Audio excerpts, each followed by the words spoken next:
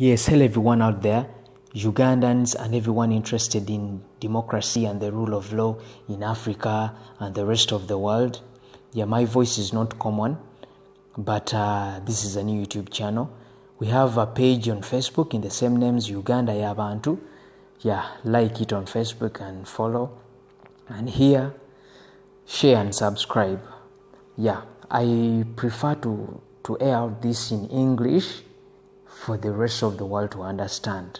This does not only matter with Ugandans only, but to the rest of the world it's a matter. Yes, today I want to talk about the NRM and Uganda People's Defense Forces. The NRM is the ruling party or ruling institution in Uganda, ruling group.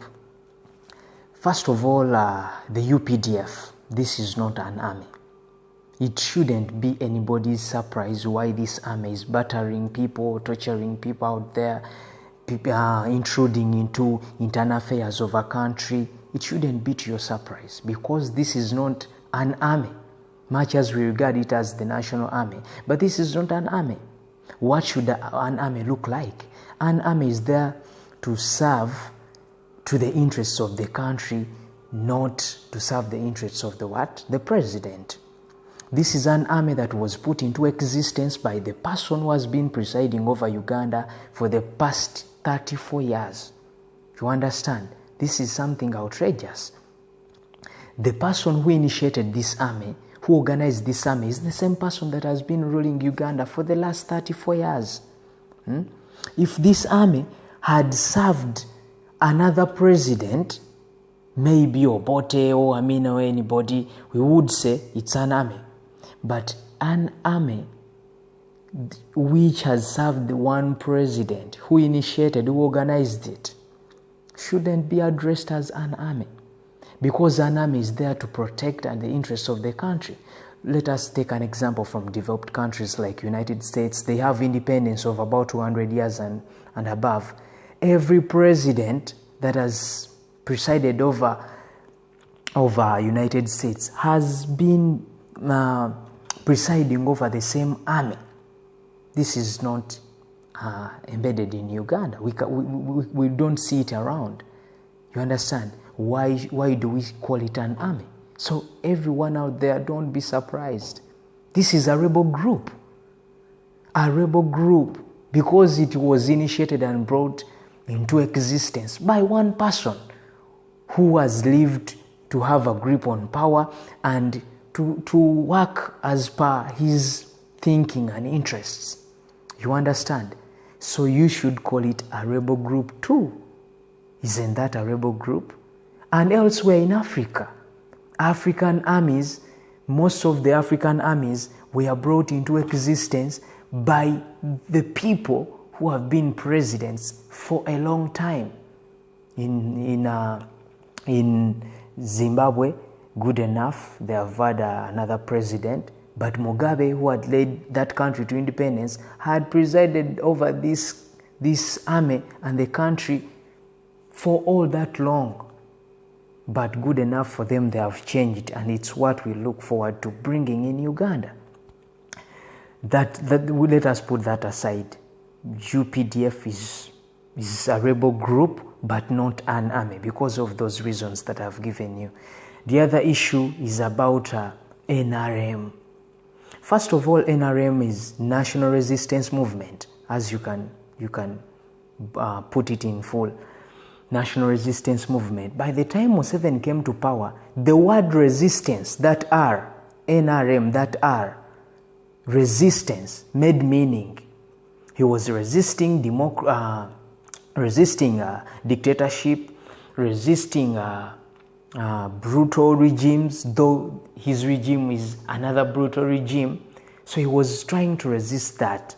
We would say he was trying to resist that. But 34 years later, or 10 years after he had come into power, why would the word NRM have that resistance? The president knows about this. He knows it.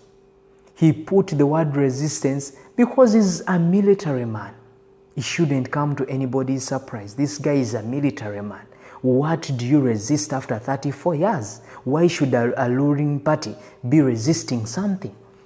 We would have said the word resistance should belong to opposition.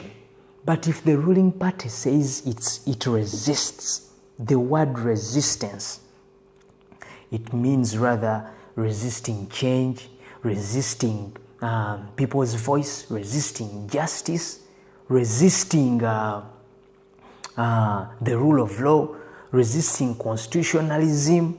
You understand? I mean, why would it resist? National resistance movement. What do you resist? You understand? This is an ideology. This is a true concept typical of a rebel, of a military man. So Museveni has presided over Uganda with an iron hand. With an iron hand. You understand? For the last 34 years. And the word resistance simply means to resist forcefully. To resist, the word resist means involving force, involving aggressiveness. You understand? This guy has been enthusiastic. He has been direct towards those things that move in line with being in power for all that time. You understand? So why is the ruling party, why should the ruling party have the word resistance in its abbreviation, in its concepts? You understand? This explains that this guy is a military man. And he does not know anything about ruling a country if he does not bring in the what? The concept of the army. You understand? These two things are very critical. We oppose Museveni and we are not opposing the party. But the party itself is Museveni. And the word resistance simply means there is nothing it will accept, whether it's the truth, whether it's the something concerning common people. So don't be surprised. UPDF is a rebel group simply because it has not served another president. Not until UPDF serves another president shall we decline to accept that it's an army. Hope I'm making some meaning in what I'm talking about. Yeah, this information is not only a matter to Ugandans but to the rest of the world. This should come into a revelation to everyone. You understand? Kyagulanyi has been all out there to Al Jazeera, BBC, talking about these issues. But not only Kyagulanyi should address them, but we should also address them and understand them in that line. If I'm wrong, prove me wrong. But to my opinion, though, that's it. NRM, what is it resisting? And UPDF is not an army. It's a rebel group simply because it has not served another president. So thank you so much. Yeah, like the message, the information, and subscribe. Don't forget to subscribe. Thank you so much. For God and my country, God bless.